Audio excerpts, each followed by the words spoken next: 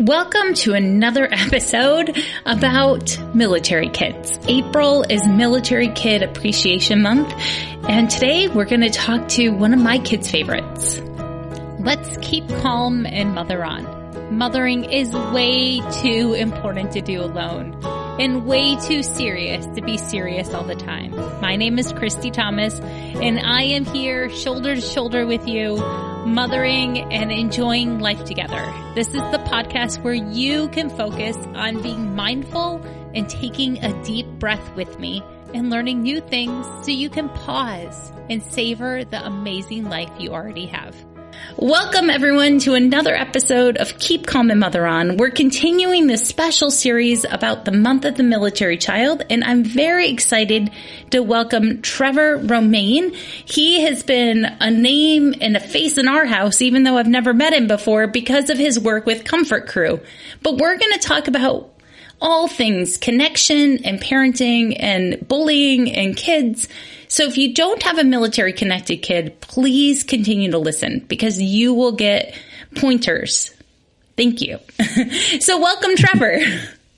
Thank you so much for having me. I'm excited to talk to you. And first, to just say thank you for your service and your family service. It's because of you guys that the rest of us can live a great life. It's much appreciated. Thank you. I appreciate that. A lot of what my husband does is with the silent service, and that's often like a forgotten part of the Navy because of what they do. And I'm glad to be here to share.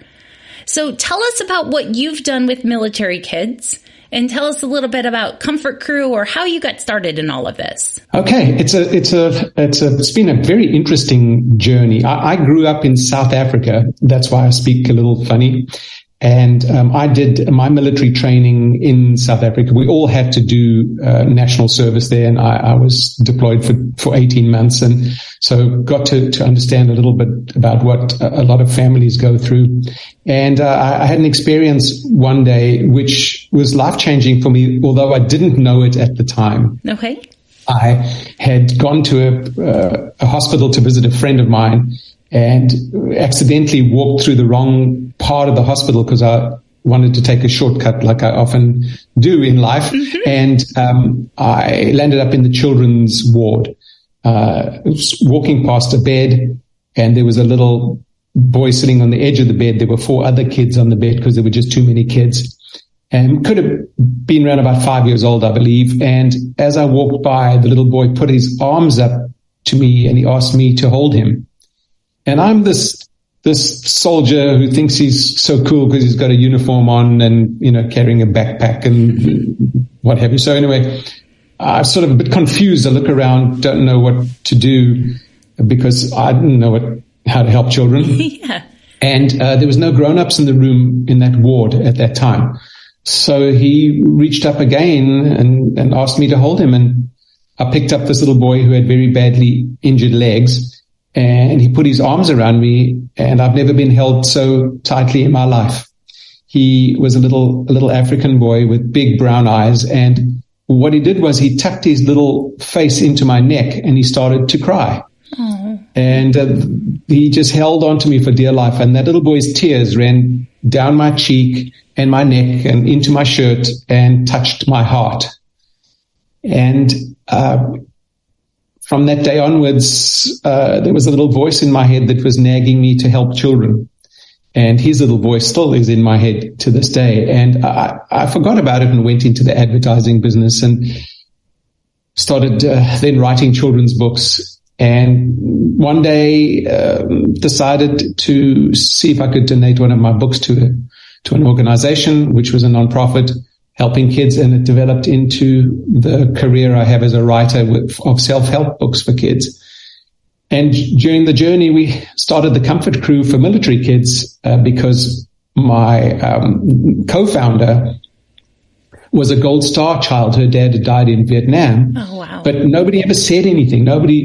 Just one day when she was 4 years old, the pictures disappeared. And she only found out when she was 12 or something that her dad had died in Vietnam. So we decided to help kids whose parents are in the military. So helping them with deployment, reintegration, understanding PTSD, invisible wounds, moving, dealing with bullies. A lot of kids deal with a lot of these situations, but in the military, it's amped up a little bit due to having to move so often and sort of always being on the spotlight and always being told, you got to suck it up and, you got to be strong. So what happens if somebody's not feeling strong? So basically what we do is we teach kids how to ask for support. And I don't like to call it help because help infers that you're helpless. But just giving kids permission to ask for support. I always tell military kids, hey, listen, none of your parents ever go do anything alone unless they're on a very special mission. Even then, there's backup, there's people all around them. So why should you have to go through something alone? And so this is how you can... It's such an empowering statement. And I love the fact that you call it support and not help. Words matter a lot. And that's such a good twist on it. Yeah. You don't want somebody to feel weak. And especially in a military situation, because if you feel weak, you're going to, put a lid on your own head, basically, and not be able to, rise up to the occasions you need to. It's such an important point. I loved the kits that we've used for deployment. I don't know about your reintegration work, but reintegration work is definitely the hardest part of coming back together as a family after a deployment. Oh, sure. I would say so, and I think one of the things a lot of people don't realize is that not only if there's a year deployment, not only has the child, if you think about it, 6, 7, 8-year-old child, that's a major part of their life. Mm-hmm. They do grow, they do change usually, but the person who's away also changes. Yeah. They've got into different routines. They may have learned something different and they have to readjust. I always say to kids, so they can understand what their parents are going through, have you ever been away, for summer vacation? And the kids will say yes. I say, so when you come home after being away for a couple of weeks, does the house feel a little different? And they say yes. I say, so when you go away from school for the whole of summer, when you come back, does that school building seem a bit weird to you and different? Yes. Well, that's what it's like when a parent comes back. They just have to get used to it again. And this is how you can help them get used to it. And, I always say to kids also, hey, listen, if you're feeling unloved or if you feel like you need extra love, don't wait for Christmas. Don't wait for Thanksgiving. Go up to your parent and say, excuse me, I need some extra love. Bring it on. Bring it on right now. So, be able to just let the parent know what you are experiencing instead of, trying to make everything nice, which then keeps you lonely and isolated. Yeah. And I would totally stop in my tracks if a kid told me I need more love. Yeah. I mean, and then you would. Yeah. Yeah. Totally. Nothing else would matter at that point because connection matters so much. So Absolutely. Do you have tips for how parents can connect with their kids? Yes. There's one of the things that was very interesting that happened to me when I was a kid. My dad, on Wednesdays, my dad and I, it was our coffee night. It was like I had hot chocolate. Yeah. And Tuesdays was the night with my brother. But my dad would take me and we'd go out somewhere. We'd either go out to a coffee shop or we'd just go and sit somewhere. And he'd say, okay, listen, let me tell you about what's going on in my life. And he'd tell me a few things. And he'd say, and by the way, I'm getting a bonus at the end of the year. Do you think we should, add to the playroom or should we go on vacation? And so this guy was asking me advice. I was like, wow. And then he'd say, so what's going on in your life? And I would tell him everything. Till the day he died, I told him everything, even if it was shameful to me or embarrassing or whatever. What he did was he opened those lines of communication. And often parents say, but I just can't talk to my kid. And I suggest sometimes maybe letter sharing, even within their own house, to be able to connect. I will often tell parents as well that when they are talking to their kids, to get down on the same level, because especially with little ones, somebody looming over them and saying, is everything okay? That's... Yeah, we can be giants to them. Like if you sit on the floor, your whole house looks differently at a toddler's eye level or a preschooler's eye level. Yeah. And one of the things I say to parents is, and this is so critical, listen to what kids are asking for instead of telling them what you think they need to hear. Because so often a child will be telling you something, but they don't quite know how to tell it, and it's couched in something different. I'll give you a perfect example. And when you hear what a child is saying, you're validating their feelings. And that's what they want. Not you to say, it's going to be okay. If you tell a child, don't worry, it's going to be okay, is that going to change anything for them? No. It's going to make them feel like you don't care, or that you're just brushing it off. So here's an example. I had the privilege of working with the United Nations a number of years ago in Uganda, Burundi, Rwanda, with former child soldiers, basically, and refugees. Mm-hmm. And I went into this one refugee camp. And what's very interesting is when you go there, the kids swarm you. They just want skin. They want to hold on to something. You have 10 kids on each arm, and it's actually really very touching and beautiful. And one day, this whole bunch of kids were swarming us when we walked in, and one of the workers came with a rolled up newspaper, and he was swatting all the kids away. Told them to go away from us. But one little boy had his finger through my belt loop. And goodness me, he was holding on for dear life. And I said, it's okay. No, leave him. So I went into the classroom, and I was basically drawing with kids, and we were discussing stuff. This little dude was hanging onto my belt loop. And later on, he tugged my sleeve. He wanted to ask me a question. So through the translator and understanding a little bit of French and English and broken up, I said, okay. So this little boy's parents were killed in Rwanda. All of the kids in that camp were orphans.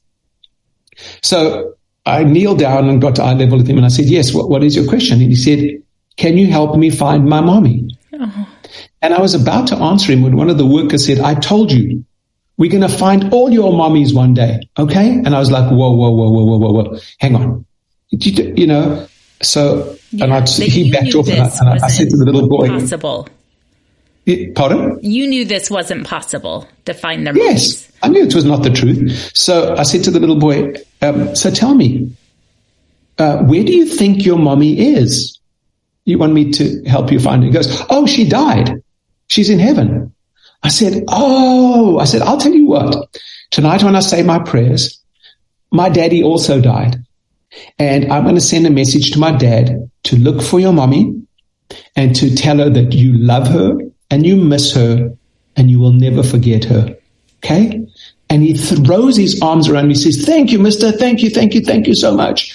And he was so happy. He ran off to play soccer with the other kids and kept on waving at me from a distance. But all that little boy needed was validation. He needed somebody to be in that discomfort with him, as opposed to brushing it aside. Because if you are the person who brushes stuff aside by saying it's going to be okay, then you're leaving that child to feel alone in their struggles. And when they suppress their feelings, that's when you get the problems later on as kids grow up. That's when the anger comes out, the frustration, the bullying, the drugs. A lot of it is to mask the feelings that they have. That makes sense. So that's one of the things is try really hard to listen to what they're asking for, even if it's coming in a mixed message. So if a parent doesn't know how to, they're listening, they're like, ooh, I wouldn't have handled that way. I don't know how to validate something. I'm a bad listener. Do you have any tips for someone that's a bad listener for how they can practice? That's a great question. I think one of the best ways to do that is if you use a personal experience. When we say to a child, oh, I know how you feel, or we say to anybody, I know how you feel, you don't really know how they feel. But if you've had a similar experience, and I always tell kids a story about something similar that's happened to you. Say, listen, I know you're going through a bit of a tough time, but what happened to me once when I was a kid? And then they realize that you understand what they're experiencing because you've had a similar experience. And that often opens the door to be able to communicate. I also think sometimes, asking a child, straightforwardly, and being honest, say, listen, I'm not quite sure, there's something going on. I know there's something worrying you, can I help you with this? Yeah. Is it something we can do together? So basically, instead of putting them on trial, which often happens, and then the kid feels embarrassed because they don't quite know, or they have shame about something they're going through, especially if they're feeling weak. It's shame, and they don't want to share shame. So if you can say, man, I know there's something up. How can we work through this together? What can we do as a team? And, helping them feel like you're a team member as opposed to somebody who's interrogating them for their information. Yeah. I mean, it's really easy as a parent or an adult helping a kid to get stuck in like this dictator mode of like, I'm the expert and I know exactly how to help you. But that doesn't help our kids very much. No, it doesn't give them an avenue to share. And like what my father did with me was really a wonderful way of creating a communication system where the fact that he shared information with me made me feel safe enough to share information with him. Yeah. Oftentimes, like I've been with kids who are really upset that their mom or dad is deployed, and they're very emotional about it. And then you'll get a sibling who is tougher emotionally, perhaps, and who tease them and make them feel so ashamed. And that's not helpful at all. I think we've got to be, if we do have a situation, to be able to find the right place to do it, with the child. If you say, hey, let's have some one-on-one time, you and me, let's go do something, even if there's a budget, kids. Intuitively, parents know when something is going on. Yeah. And I always urge parents to listen to that gut feel, because 99% of the time, if something feels wrong, it normally is. So, it's worked pretty well for me when I trust it. Yeah. Yeah. So, creating that. Yeah. I also have been in a situation where that parents have said, hey, listen, let's write letters to each other. Yeah. Especially, for obviously kids who are able to write, or at least be able to put some stuff down on paper. And they have a secret letter writing thing. Yeah. Which, and the parent can then maybe say something, I need some support on something. Or, we've done post-it notes for my kids that have been afraid of writing. Yeah. Post-it notes were good. And then my son, when he was a pre-writer, because he's got these big sisters, had a drawing notebook so he could draw me. And then once he showed me the picture, I would ask enough questions to understand what he was trying to say. Yeah. And earlier I talked about giving children permission to ask parents for love. Saying to a child, I need some extra love today. Leaving, and what I've done in, now being with the Comfort Crew, I'm not deployed, but I've been to every US military base in the world that has kids. That's awesome. Bahrain, Spain, Azores, Japan, Korea, all over. And that's been very difficult on my relationship. I've been married 30 something years, but it's really hard to be gone 3 weeks and back for a week and gone 4 weeks. And what I've done is that I leave little illustrated little notes I hide them everywhere, even in a cereal box. And I think, parents, if a parent leaves on deployment, they can, that would be a great thing to do. And then I also say to kids, hide notes for your parents, because then that gives them an opportunity to show you their love, because sometimes they don't quite know how to do it. It's hard. And when you show somebody love, it releases endorphins, it drops your cortisol, and you feel good about showing your love. This is really important. So my husband does the submarine service, so there's no communication when he's deployed. And so on our really bad days, I've had our kids, or when we've been really missing him, we used to write like love notes to him on those days as a family to try to really connect. So thank you for validating that experience. But also, I used to have to drag him to the store, right? Because he gets into warrior mode right before a deployment, to pick out cards so we could leave them behind for us. I was like, this is really important. So if you're listening and your military spouse member is like, I don't have time for this, make them make the time. Like, do it as a date night. Yeah, absolutely. And here's the thing for kids as well. If a person is deployed in a situation where, like a submarine, or if they're special forces and they can't communicate, I still suggest writing that letter and then giving to them when they come back. Yeah. And they can read the whole bunch together, and you should see the little kids' faces. I've seen video of them, of them listening to their mom or dad reading the letters that they've stockpiled for them. Yeah, we even had like a metal mailbox on the counter a couple of deployments, and then they would put them in there whenever they needed to. And I think also one of the things that's really helpful to help reconnect afterwards is to actually have a little notebook with milestones that happen during the deployment. Even if it's a 1 or 2 liner. Yeah. Oh, we did this on this day. Oh, I got an A on my test, or I got selected for a team. Because when the person comes back, everything is so overwhelming, and it's all lovey, and then there's a vacuum afterwards, and you forget a lot of the stuff that happened, 6 months, a year ago. Absolutely. So to be able to put that in a special little notebook, just simple milestones, or simple things that you want to remember, because we think we can remember them, but we don't. And then 4 years later, you're like, yeah, there's definitely times. So even now, we'll talk about a moment that the kids and I have, and my husband's like, when did that happen? Like, I think I'm missing the inside joke here. And I was like, oh yeah, you probably are. Like, let's fill you in here about why we think this is super funny. Yeah. And one of the things about military too, and this stuff creeps up because, somebody might come back from a deployment and there's some discomfort and you can't understand what's going on with my child.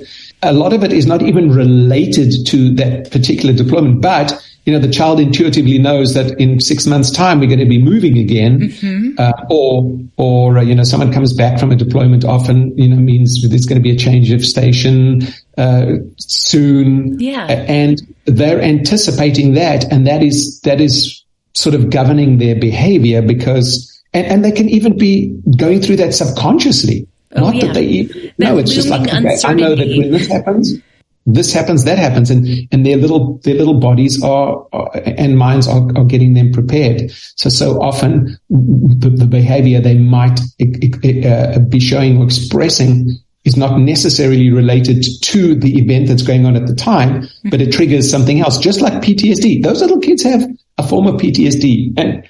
And for people who haven't moved a lot, especially to a different city or a different country, my goodness me, the kid's just about to get in the team, just got their first romance, and all of a sudden it's like part in the play, or finally broke into whatever circle they were finding trying to. A friend finally that, and I think one of the things that we found we have a moving kit as well, is that nowadays you do not have to lose touch with friends. Yes. So you can stay well connected to friends. It's not like in the old days you had to send a letter or a very expensive telephone call. And now, obviously FaceTiming on the internet, you can stay very well connected. And that's what we urge. Keep phone numbers and get that all. Because moving is definitely a form of grief for my kids, right? Especially when they were too young to try to keep up relationships. And if I didn't know the other kids' parents well, it's like having a best friend die of a heart attack instantly. It's just absolutely. It is a death and a death of a friendship. And what happens is, kids grieve what they're missing, and then they get somebody else, they get to another place and the parents will say, "Oh no, you're just shy. Come on, we got to go." And that's not what they're struggling with. They're still just grieving something that just was yanked away. Yeah. And oftentimes when I speak to parents who changed, to station, is that they wait to the last minute to tell kids because they don't want them to be upset for too long. But that doesn't give them enough time to get prepared and investigate the new place. Now with the internet, you're going somewhere, find the best parts. In fact, let's write a list of what we want to do when we get there to the new place and investigate. Oh, did you know that they have this, this, and this? And instead of making it a scary situation, you make it an exciting one. And then it's the balance between what you've lost and what you've gained, and just helping them walk that tightrope. Sometimes, just holding someone's hand when they're walking on the top of a picket fence makes all the difference. Parents should probably admit that it's hard for them too. I think a lot of times the military parents kind of suck up their own feelings, and they, I know in deployment, it took me time to get used to telling my kids that I was having a hard time with deployment. Yes. And when you do that, then they know you're being honest. And when you don't, they still know something's wrong, but you're just not telling them. So then now they're guessing, what did I do wrong? Well, have I been bad? And then when you don't have the prefrontal cortex to actually help you see ahead immediately, it's like, okay, what have I done? And then they become a victim in their own mind without having done anything. That's really important to remember. Yeah, because it's very vulnerable to parent without your partner being able to communicate with you in real time. Sure. That's very, very difficult. And the spouse who's left at home obviously has to make decisions for two people. And, what I often suggest is in a situation where you do have to give them some information or share something that's difficult, to be able to try and find a time to do it when the spouse is connected. And I know obviously submarines and what have you, but even if you suspect something is going to happen while they're away, to even have them write a note so you can say, Dad and I or Mom and I have discussed this, and I just hear something that he wanted me to read to you. I remember early on, one of the first deployments that my husband did was potty training and silly milestones of a preschooler, right? They're really important when you have that age of a kid.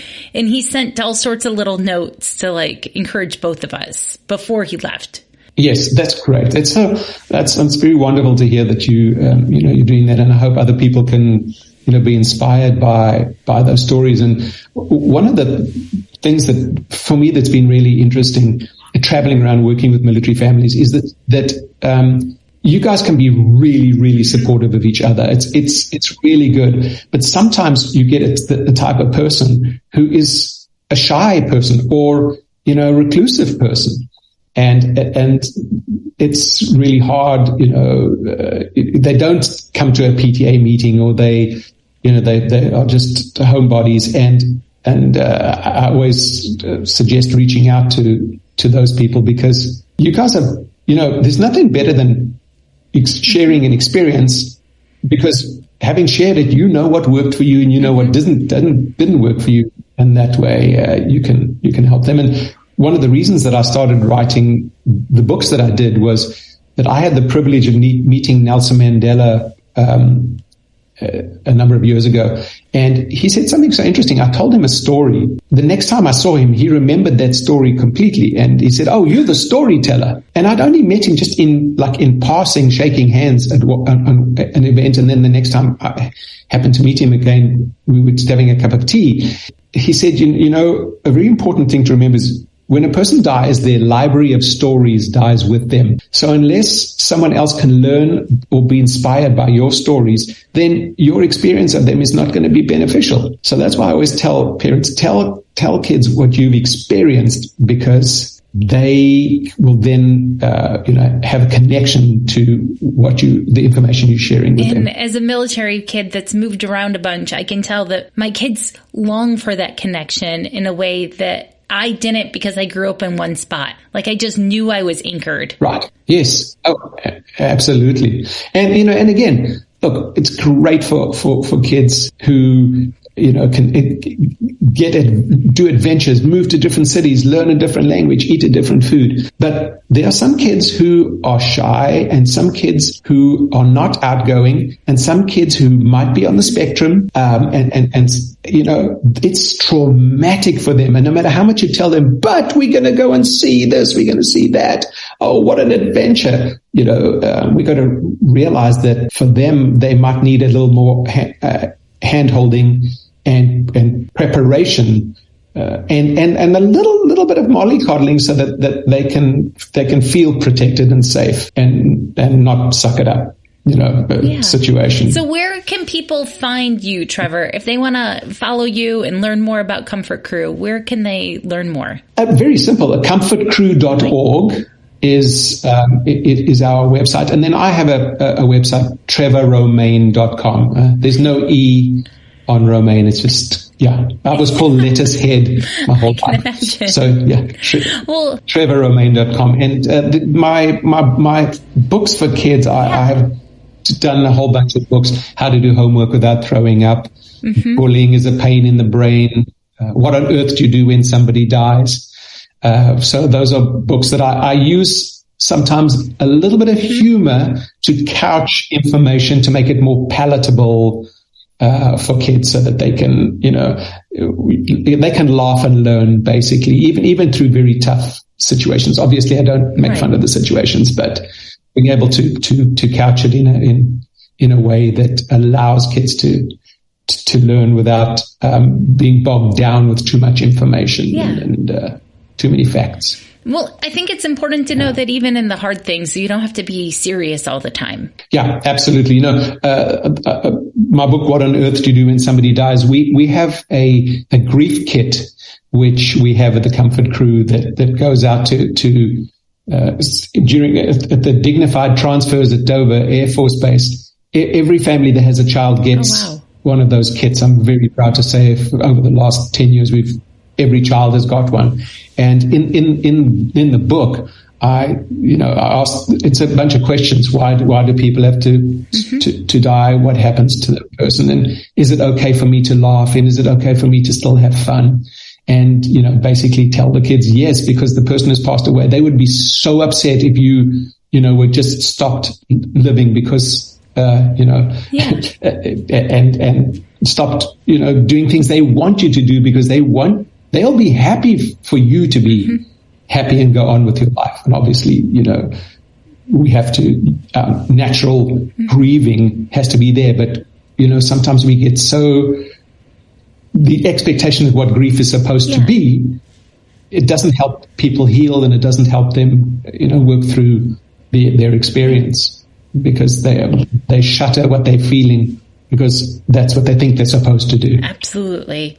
So as you're doing all of this work, Trevor, how are you taking care of yourself? Do you have a self-care idea? Every episode here at Keep Calm Mother On ends with self-care and family fun ideas. So what about self-care for you? Absolutely. Absolutely. Well, here's the thing. On my little wall over here, there's 4 sayings that I anchor my life on, and every morning I reflect on those sayings, which then, once I've done that, I doodle like crazy, because research is showing that when you doodle, it's a form of meditation, which helps you relax. But here are the 4 sayings. One is, little by little, a little becomes a lot. So, my tendency is always to try, when I'm doing something, get it all done and do everything in one day. You can't do it. You can't train for a marathon in one day. You can't create wealth in one day unless you hit the lottery. You can't acquire love all in one day. So little by little, a little becomes a lot. Number 2 is, nothing will grow in your comfort zone. You can sit and be in a bubble, but you will feel stifled. And especially like for families who move, putting your toe outside and doing things that you wouldn't normally do. Obviously, you don't need to go parachute jumping, but going into I'm uncomfortable going where there are a lot of people. Well, that museum is a great museum. Number 3, failure is not permanent. And that's been really important to me as a writer and as an artist, is, doing something art considered wrong. No art is wrong. And finally, the one that I wish I knew as a kid, because I struggle with ADD. I am dyslexic, and I've written 52 books in 24 different languages. So that is, don't let someone dim your light simply because it's shining in their eyes. And I let that happen way too often in my life, and I don't do it anymore, because other people, for some reason, hate to see someone doing fantastically well, and they will do anything And that's where a lot of the bullying situations come out. They will do anything to neutralize it because it makes them feel like they're a failure. So they feel like they have to put someone down just to make themselves feel better. So don't let someone else dim your light simply because it's shining in their eyes. And so those 4 little foundations is what I build my day on every day. And I look at those and then I say, oh, okay, what am I going to do today? How am I going to go through my day? So being able to get myself a little bit grounded, a little bit of gratitude. Like, oh, wow, I'm very lucky. I live in Hawaii. Yeah. Just being really where I am now, as opposed to, I'm going to be next week in another place or the week after in another place. I've got to be present, and that's my self-care. And I run. I'm a runner. I love to run. That's awesome. Me too. How about family fun? Do you have an idea of how a family can connect and have fun together? Oh, family fun. Absolutely. One of the things that I've found really, really interesting, and it's not often done, is families sitting together and drawing together. Because it's really interesting when you're sitting and drawing something or coloring something, the conversation that goes on while you're doing that is great, because then it's not this conversation where somebody's, again, grilling you or asking you. You can get some of the best information from kids by having fun and drawing. And one of the things and a lot of parents say, yeah, but I can't draw. Yes, you can draw a stick figure, you can do a squiggle, you can do a doodle. And when I sit with kids, I always say to them, I bet you I can do a worse drawing than you. I love that. And then that sets it up, because they're like, oh no, I bet you I can. And so you do that kind of stuff. And, just simply stick figures with little speech bubbles can be so much fun and so funny. Oh, yeah. And a circle and a few lines, doesn't have to be a liking, look like something else. I always share with kids the story about the being at school and being ashamed to draw because I would be judged, and not drawing anything. And the teacher coming along and saying, is that your drawing? And I'm like, yeah, it's a blank page. And she says, sign it. So I signed the page, and she said, you know what? That's the best picture of a snowstorm I've ever seen in my life. Well done. And man, that was it. That opened the door. I'm like, okay, she's cool. Yeah, that's awesome. Yeah. And when you're drawing, being able to enjoy the drawing instead of someone feeling like, oh, I'm judging you. So yeah. And it's not even drawing something in front of you. It's making up stuff, which kids do. They do. They're really awesome. Yeah. Well, thank you for all the work you've done with military kids, and thank you for coming on here and recording. I'm just so glad you're on Earth with me today. Like, what a lucky moment. So thank you. Thank you so much. And again, thank you for everything. And I just wish you continued success. You're doing really important work with your podcast, and you're changing lives. So just keep on doing that. It's important. Thank you. And in that vein, I want to tell you that you are exactly the right mom or dad for your kids. I don't think it's on accident. In motherhood and fatherhood, parenting is way too important to do alone. I'm so glad you're here listening to this podcast, but also I'm just so glad that we are on Earth at the same moment. And if this podcast episode resonated with you, if you're walking away knowing how you want to connect more with your kids, please leave a rating and review. But more importantly, text it to 3 friends, drop it onto a social media link, and share it with people. That is the best pay that I could possibly get. Thank you for being here, and I hope you just have a good enough day. Bye, everyone.